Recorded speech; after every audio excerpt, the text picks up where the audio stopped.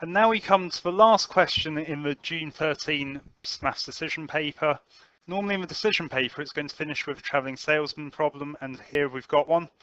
Now sometimes you'll get two tables and sometimes you'll get one table. We've only got one table in this question, so my advice is to do the lower bound algorithm on the table and the nearest neighbour algorithm without the table, because the nearest neighbour algorithm is easier.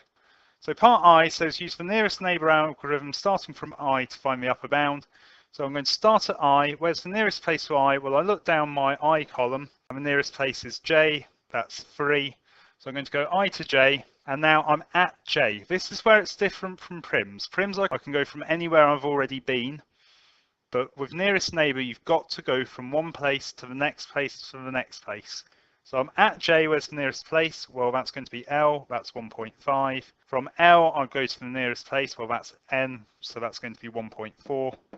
From N, where's the nearest place? Well, that's going to be O, that's 0.8. From O, where's the nearest place? Well, I've got N, which I've already been to, which is 0.8, or P, which is also 0.8. So let's go to P, and then I'm going to look down P for the nearest place. Well, I've got O as my nearest, but I've been there, I've been to N, I've been to L, I've been to J. I've been everywhere now, so I just need to finish by going back to I, and I know I've finished, and that's going to be 4. So now I just need to add up these numbers to get an upper bound, and I get 11.5. Part B we're going to do in the same way, use the nearest neighbour algorithm, but this time starting at N. So I'm going to start off with N. Where's the nearest place to N? Well, that's O, and that is 0.8. Where's the nearest place to O? Well, that's P, and that's 0.8. Where's the nearest place to P? Well, I've been to O, I've been to N. The next nearest is L, and that's 3. Where's the nearest place to L? Well, I've been to N, so the nearest place is J, that's 1.5. Where's the nearest place to J? Well, I've been to L, which is 1.5. I've been to O, which is 2.4. I've been to N, so I've got to go to I, and that's 3. And then from I need to go back to N. That is 5.6. So now I add up all my numbers, and I get the total 14.7. Okay, so now we come to part C, which says by deleting I, find the lower bound for the driving time of Bill's tour. So because it says deleting I, I'm going to delete I. It will always tell you where to delete when you're using the lower bound algorithm. The only time it won't tell you where to delete is if they've given you a table with somewhere already deleted and asked you to do prims earlier in the question. It's not told us where to start with prims, so I can start anywhere. I'm going to put a 1 above J, and just like we'd normally do with prims, I'm going to delete the place that I'm starting from. Now I'm going to have a look down J for the nearest place, and that is L. And I'm going to write down JL, just like I would if I was doing prims. It's really important that you show the order that you select your arcs.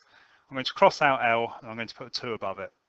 Now we are not doing the nearest neighbour algorithm. For some reason people seem to get the nearest neighbour algorithm and the lower bound algorithm mixed up. For prims, I'm looking down any column which I've put a number above. So I can look down J and I can look down L.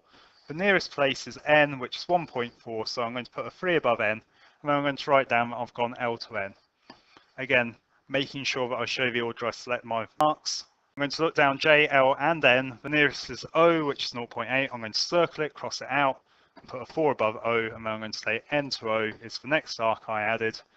And now I can look down any of the places I've already been to. The nearest is P. So I'm going to go P to O, which is 0.8. To finish off the lower bound algorithm, I need to add on the 2 shortest places from where I deleted originally. Originally I deleted I. The 2 nearest places to I is J and P. And then I'm going to write down that those are the arcs I've included. So these are the ones I've got from prims. And these are the 2 shortest that I've added in. To finish off a question, I need to add up all the numbers in the circles. So I'm going to do 3 plus 1.5 plus 1.4 plus 0.8 plus 0.8 plus 4, and that gives me a total of 11.5. Part D says use your answers to part A, B and C to write down the conclusion about the minimum driving time.